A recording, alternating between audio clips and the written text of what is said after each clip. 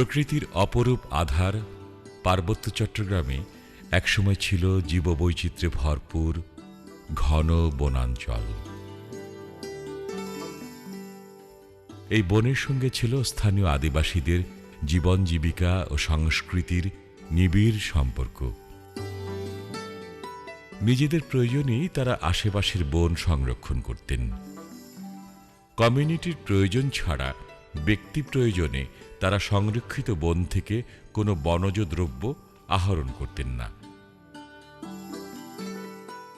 বন সংরক্ষণের ফলে তারা বছর জুড়ে ঝিরি থেকে পানি পেতেন। এলাকার আদিবাসী বিভিন্ন সম্প্রদায়ের কাছে এই বন মৌজা বন বা পাড়া বন বা রিজার্ভ নামে পরিচিত।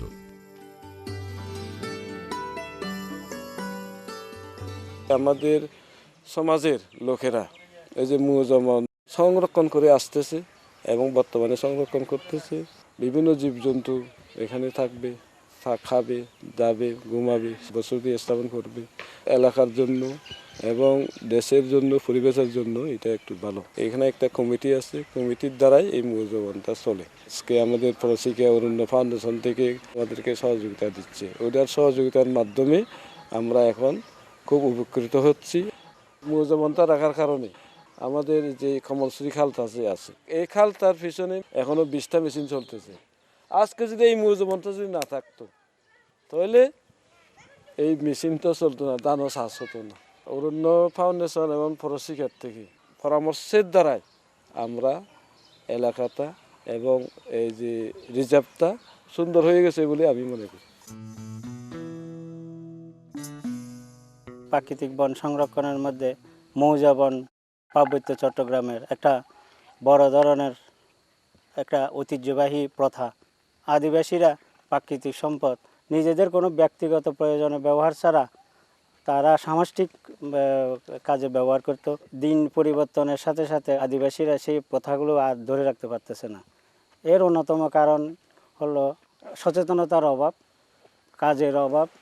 আমরা প্রশিক্ষা থেকে চিন্তা করলাম যদি তাদের সচেতনতা সৃষ্টি করা যায়, তাদেরকে একটু বিকল্প কর্মসংস্থান সৃষ্টি করা যায়, তাহলে এই প্রথাটাকে ধরে রাখা যাবে এবং জীববৈচিত্র্য সংরক্ষণ হবে।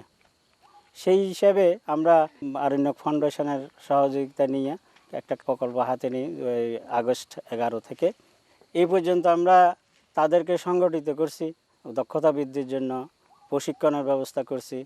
তাদেরকে একটা তহবিল সৃষ্টি করে দিছি। এই তহবিল থেকে তারা বিভিন্ন আয়মূলক কাজ করতেছে। মৌজা বনটাকে পূর্বের মতো যে সংরক্ষণ করতে হবে, এই চেতনাটা তাদের মধ্যে সৃষ্টি হয়েছে। লোকজ জ্ঞান এবং দক্ষতা দিয়ে স্থানীয় আদিবাসীরা প্রথাগতভাবে এই বন ব্যবস্থাপনা করেন। কিন্তু প্রতিনিয়ত বনজ সম্পদের চাহিদা বৃদ্ধি, বিকল্প কর্মসংস্থান ও সচেতনতার অভাবে ক্রমশ এই ঐতিহ্যবাহী প্রথা বিলুপ্তির পাশাপাশি হুমকির মুখে পড়ে স্থানীয় জীববৈচিত্র্য।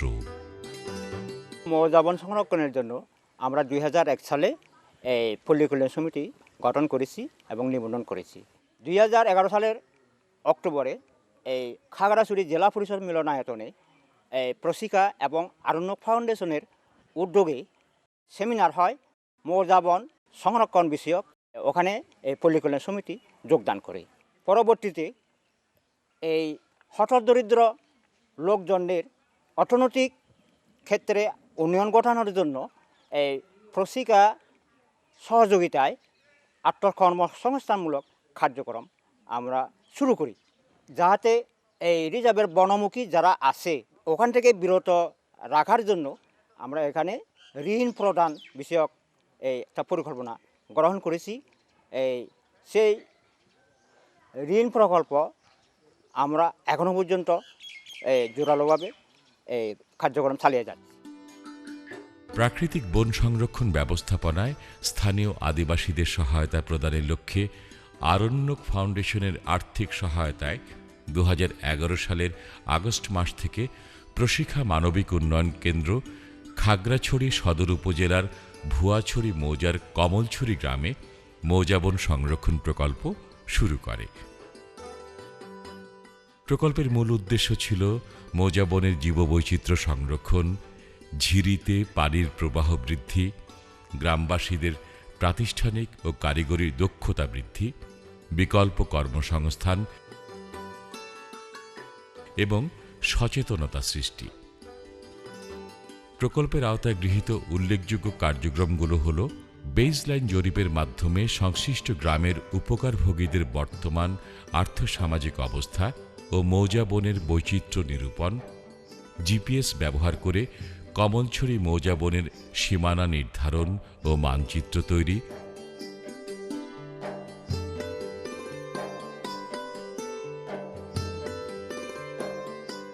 নিকটবর্তী যাদুরাম পাড়া ও থানাচন্দ্র পাড়ার গ্রামবাসীদের সংগঠিত করা, সমিতির নিয়মিত সভার মাধ্যমে সংগঠন, বন সংরক্ষণ এবং বিকল্প আয়বর্ধনমূলক কাজে সহায়তা প্রদান, সদস্যদের নিয়মিত সঞ্চয়ে উৎসাহিত করা,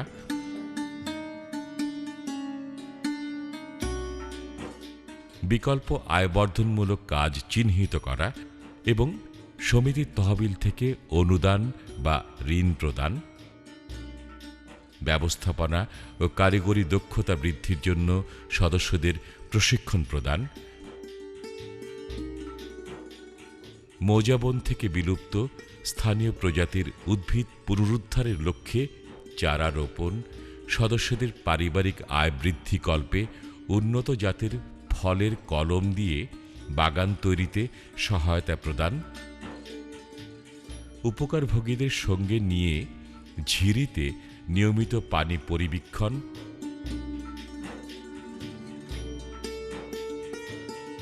সচেতনতামূলক কার্যক্রম পরিচালনা এবং মৌজাবন সংরক্ষণের জন্য অংশগ্রহণমূলক ব্যবস্থাপনা পরিকল্পনা প্রণয়ন ইত্যাদি। বনে বসবাসকারীদের পারিবারিক আয় বৃদ্ধির লক্ষ্যে উল্লেখযোগ্য সংযোজন হিসেবে উন্নত প্রজাতির আমের বাগান সৃজন করা হয়েছে। প্রকল্প সদস্যদের সহায়তা প্রদানের লক্ষ্যে সমিতির একটি আর্থিক তহবিল গঠন করা হয়েছে, যা পরিচালনা করছে সমিতির ব্যবস্থাপনা কমিটি। সদস্যদের চাহিদা অনুযায়ী এই তহবিল থেকে ঋণ বিতরণ করা হয়। সমিতির যাবতীয় আর্থিক লেনদেন ব্যাংকের মাধ্যমে পরিচালিত হয়। যথাযথ নিয়ম মেনে সমিতির সংশ্লিষ্ট রেকর্ডপত্র সংরক্ষণ করা হয়। সমিতির কার্যক্রম গতিশীল করতে ইতোমধ্যেই একটি কমিউনিটি রিসোর্স সেন্টার নির্মাণ করা হয়েছে। সমিতির তহবিল থেকে ঋণ সহায়তা নিয়ে সদস্যদের অনেকেই গরু, ছাগল, শূকর পালন সহ নানাবিধ কৃষিকাজ করে লাভবান হচ্ছেন। প্রশিক্ষণে টাকা 3,500 লইয়ে 3,500 লইয়ারে আই ছাগল 2টা লইছি, 2টা এবার এখন 4টা হইয়ে, তো এই 4টা এবার এখন বড় হইয়ে, তো এখন আরো 5,000 লইয়ে, পরে 5,000 লইয়ারে এখন আমি জমিনে কাজ করতে ওই বনে যাই না। এখন বনে যাইলে সব সময় আমি শাক সবজি ওই কুচু পাতা এবার লইয়ারে মধুপুর বাজারে বেচিয়ারে খাই। পরিচিত লই 18,000 থেকে গরু কিনি, গত বছর বেশি 25,000 বেচি, এবছর 2 কিনি। বনানো যায় না, পানি বাড়ি গিয়ে এখন কম যায় বনে। প্রশিক্ষার এই প্রকল্প ইতিমধ্যে এলাকায় ব্যাপক ইতিবাচক পরিবর্তন সূচনা করেছে। কমলছড়ি পাড়াবনের প্রায় 2/3 এখন প্রাকৃতিকভাবে সংরক্ষণ করা হচ্ছে। গত 2.5 বছরে এখান থেকে কোনো ধরনের বনজ সম্পদ আহরণ করা হয়নি। নিরাপদ মনে করায় এখানে বিভিন্ন বন্য প্রাণী, বিশেষ করে হনুমান, বানর এবং নানান জাতের পাখি বাস করতে শুরু করেছে। পাড়াবন সংরক্ষণের ফলে বৃক্ষ ছাড়াও অন্য বনজ সম্পদও বৃদ্ধি পাচ্ছে। এমনই দুটি অর্থকরী সম্পদ হল বাঁশ এবং ফুল ঝাড়ু।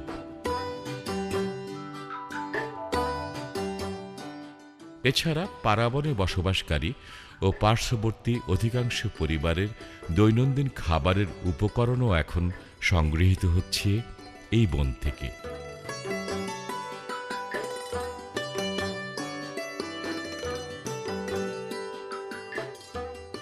পরিষেবার মাধ্যমে আমাদের বন সংরক্ষণ ব্যাপারে যে সাহায্য সহযোগিতা পাচ্ছি ওইটা আমাদের জন্য ভালো হচ্ছে আর কি।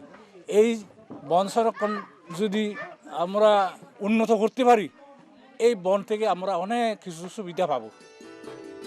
পারাবন সংরক্ষণ করায় ইতোমধ্যে কমলছড়ির বিভিন্ন ঝিরিতে পানির প্রবাহ বৃদ্ধি পেয়েছে, যেখান থেকে স্থানীয়রা শুষ্ক মৌসুমেও পানীয় জল সংগ্রহের পাশাপাশি অন্য প্রয়োজন মেটাতে পারছেন।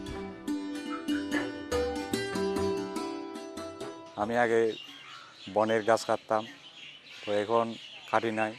এখন গাছপালা আগের তুলনায় অনেক বেড়ে গেছে, পানিও বেড়ে গেছে। এখন সেই জন্য আমি পানীয় সুবিধা ভোগ করতে পারতেছি, গ্রামবাসীরাও ভোগ করতে পারতেছি। আরণ্যক ফাউন্ডেশন এবং প্রশিক্ষা মানবিক উন্নয়ন কেন্দ্রের উদ্যোগে গৃহীত প্রকল্পটি সমাপ্ত হলে কমলছড়ির প্রায় ৩১৬ একর পারাবনের জীববৈচিত্র্য সংরক্ষণ সুনিশ্চিত হবে। একই সঙ্গে প্রকল্পভুক্ত বন নির্ভর জনগোষ্ঠীর বন নির্ভরশীলতা হ্রাস পাবে।